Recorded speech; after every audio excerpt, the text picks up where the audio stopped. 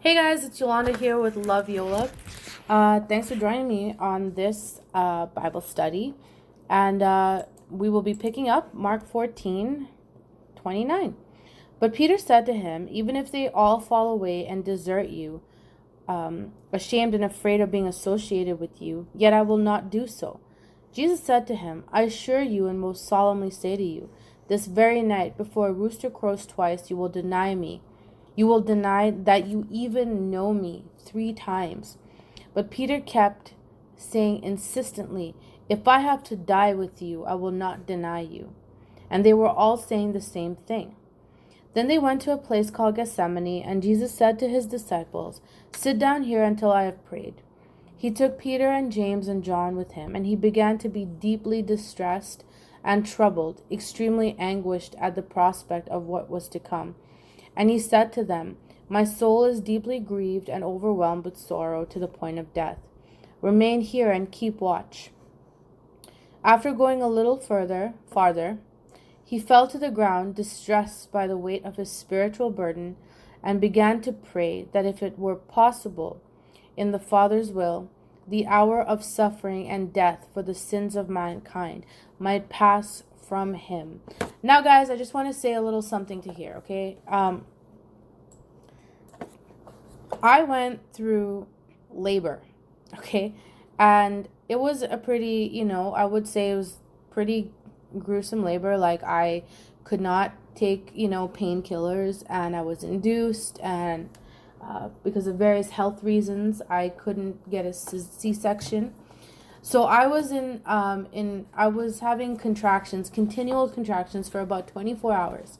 After 24 hours, I was told that, after 24 hours, my pushing started, right? And then I was told that I wasn't dilated enough, so I had to hold back the pushing. Now, I could only manage that for 2 hours. So that's not, And then I finally did get an epidural. And after I did get the epidural, I was obviously now had to push. And I have to be honest with you. I know it was like at that point, if I could, and I'll be honest, if I could have just walked away from that pain, I would have. I really just wanted to be like, you know what, I just don't want to do this anymore. And I just feel like that is nothing compared to the suffering that Jesus knew he was going to endure. And he did not walk away. All right. And a lot of people have more things to say about this, but please mind you, this is the Son of God, and he knew this from the beginning of time. Okay. So yes, he was struggling this as a man, but he knew this struggling from the beginning of time, if that makes sense, because he's outside time. Yeah, so this just really, has a new level of meaning for me after having my child. So back to 36.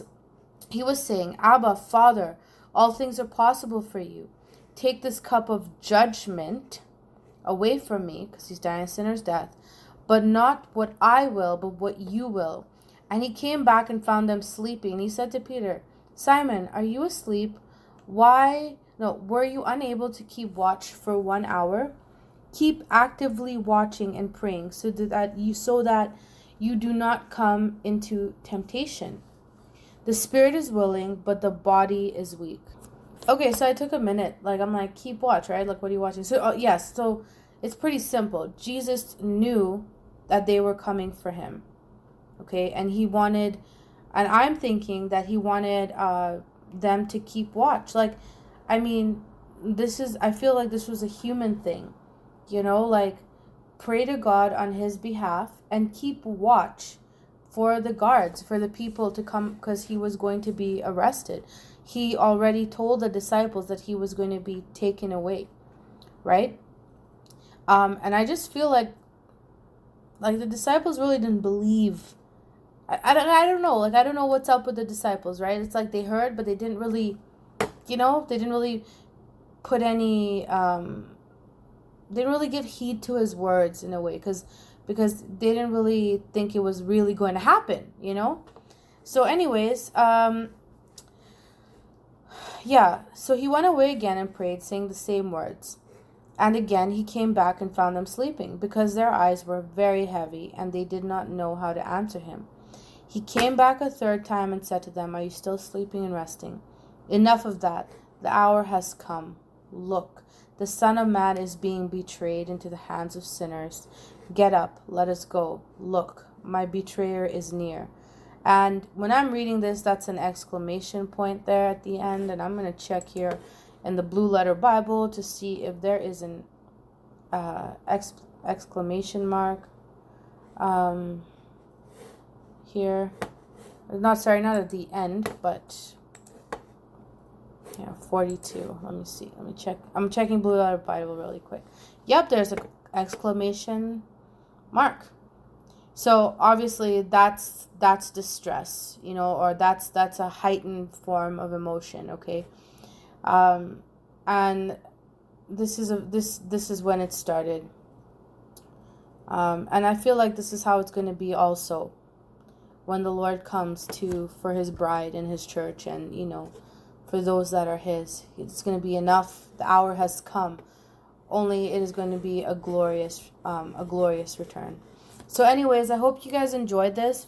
Please share, subscribe, please comment, and please check out my website, www.loveyola.com. I sell some skincare products, some hair products, have a blog, and just an interactive website. So please join and subscribe to my website as well. All right, take care.